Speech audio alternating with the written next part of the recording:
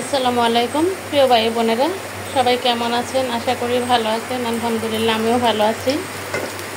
আমি এখানে চুলায় পাতিল বসিয়ে দিলাম। আমি এখানে একদম দেখুন গোড়া গোড়া চিংড়ি মাছ, এই চিংড়ি মাছ দিয়ে মিষ্টি কুমড়া দিয়ে সবজি রান্না করব। আমি এখন মশলাটা দিয়ে দিচ্ছি।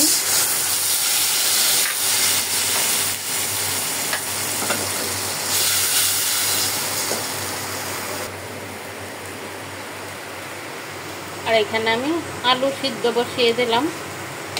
এই আলু দিয়ে এখানে দেশি ডিম আছে, হাঁসের ডিম দিয়ে আলু দিয়ে ঝোল তরকারি রান্না করব। আর এখানে রান্না করব একদম গুঁড়া চিংড়ি শুটকি দিয়ে কাঁচা মিষ্টি কুমড়া। আমি মিষ্টি কুমড়া কিন্তু খোসা ছাড়িনি, খোসা সহ নিয়েছি। এই শুটকি দিয়ে মিষ্টি কুমড়া সব জেলাতে খায় না, এটা পূর্বাঞ্চলে খায়। আমি আজকে খাবো। দেখেন বাইরে কত বৃষ্টি।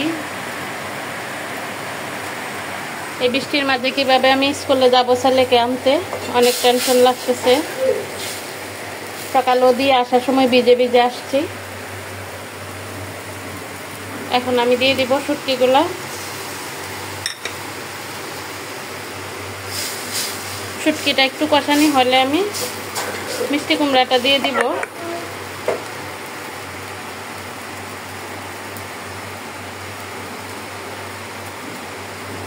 যে আমার মিষ্টি কুমড়া তরকারিটা কিন্তু প্রায় হয়ে গেছে। ঝোলটা আর একটু কমলে আমি ধনিয়া পাতাটা দিয়ে নামিয়ে ফেলবো।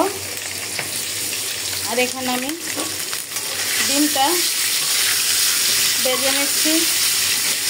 আমি এই ডিম দিয়ে যে আলু সিদ্ধ করে খোসা ছাড়িয়ে নিলাম, আলু দিয়ে ডিম দিয়ে ঝোল রান্না করব।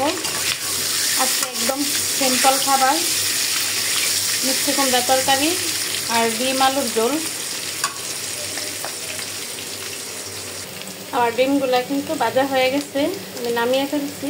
আর এইদিকে আলুগুলো একটু ভেজে নিচ্ছি। আর মিষ্টি কুমড়া তরকারিতে আমি ধনিয়া পাতাটা দিয়ে দিলাম।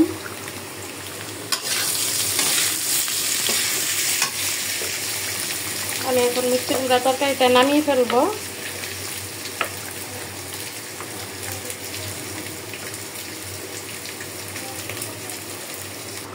আমি কিন্তু ডিম তরকারি মশলাটা দিয়ে দিলাম। আলু আর মশলা একসাথে কষানি হলে আমি আর একটু ঝোল দিয়ে ডিম দিয়ে দিব।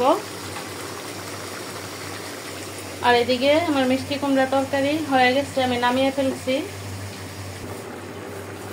আমার আলু দিয়ে ডিমের ঝোলটা কিন্তু হয়ে গেছে। আমি এখন চুলা অফ করে দেব। এখানে মিষ্টি কুমড়া চিংড়ি শুটকি দিয়ে আর এখানে আলু দিয়ে ডিম ঝোল তরকারি। আজকের মতো রান্না এখানেই শেষ। সবাই ভালো থাকবেন। আসসালামু আলাইকুম।